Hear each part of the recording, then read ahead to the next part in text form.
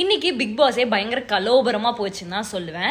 ஏன்னா எழுந்திரிச்ச உடனே பிக் பாஸ் ஹவுஸ்மேட்ஸ் வந்து ஒரு பிளான் போடுறாங்க. இன்னும் சூப்பர் டீலக்ஸ் ஹவுஸ்ல இருந்து முக்காவாசி பேர் வந்து தூங்கிட்டு தான் இருக்காங்க.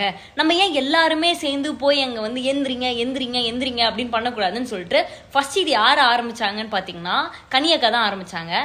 கனியக்கா சொல்லும் போது வந்து சபரி சொன்னாரு, இது அவங்க என்ஜாய் பண்ணுவாங்களோன்னு தான் எனக்கு தோணுது அப்படின்னு சொன்னாரு. அப்புறமேட்டு அதை எக்ஸிக்யூட்டும் பண்ணாங்க.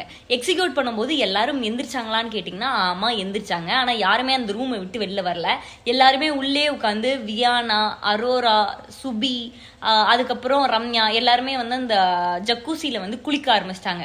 அது குளிக்கும் போது வந்து திவாகர் பண்ண ஒரு விஷயம் எனக்கு ரொம்ப டிசப்பாயிண்டிங்கா இருந்தது. குளிக்கும் போது அந்த எல்லாமே டிரான்ஸ்பரண்டா தானே இருக்கும்.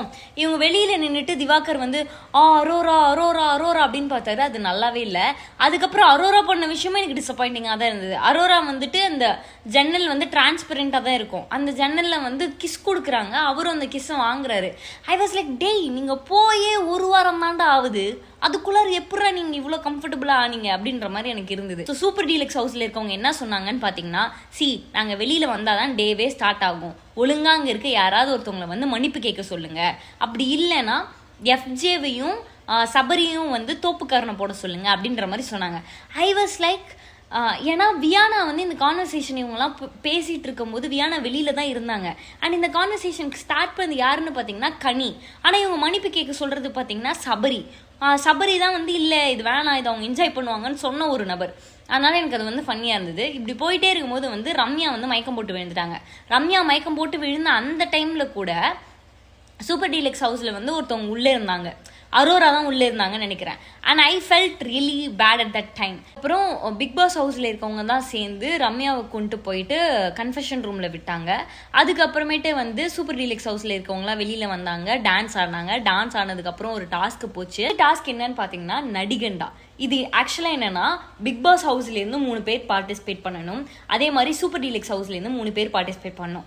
இது ஆக்சுவல் டாஸ்க் என்னன்னு பார்த்தீங்கன்னா ஒரு வீடியோ டைலாகோட இந்த 6 பேருக்கும் பின்னாடி பிளே செய்யப்படும். அதுக்கப்புறமேட்டு வந்து அதுலேருந்து ஒரு நபரா வந்து அதே வீடியோ மியூட்ல இருக்கும், அந்த டைலாகை மேட்ச் பண்ணணும். இதுதான் அந்த டாஸ்க்கு. இதுல வந்து போடப்பட்ட டைலாக் என்னன்னு பாத்தீங்கன்னா ஐ லவ் யூ டூங்க அப்படின்னு விஜய் சேதுபதி சாரோட ஒரு லென்த்தியான டைலாக் இருக்கும். அந்த டைலாக் தான் வந்து போட்டிருந்தாங்க. அதை பார்த்துட்டு பெஸ்டா யாரு பண்ணீங்கன்னு என்ன கேட்டீங்கன்னா வந்து விக்கல்ஸ் விக்ரம் சொல்வேன். ஏன்னா அவ்வளோ பெரிய டைலாக ஒரு சர்டைன் ஸ்டேஜ்ல அவர் பியூட்டிஃபுல்லா அதை டெலிவரி பண்ணியிருப்பாரு. பட் கொஞ்சம் ஃபாஸ்டா பண்ணியிருப்பாரு. ஸோ இதுக்கான ஜட்ஜஸ் யாருன்னு பாத்தீங்கன்னா வியானா அண்ட் எஃப்ஜே. அதாவது பிக் பாஸ் ஹவுஸ்ல இருந்து ஒருத்தவங்க வரணும், சூப்பர் டீலக்ஸ் ஹவுஸ்ல இருந்து ஒருத்தவங்க. இந்த மாதிரி 2 பேரும் ஜட்ஜ் பண்ணி கடைசியா யார் வின் பண்ணாங்கன்னு பாத்தீங்கன்னா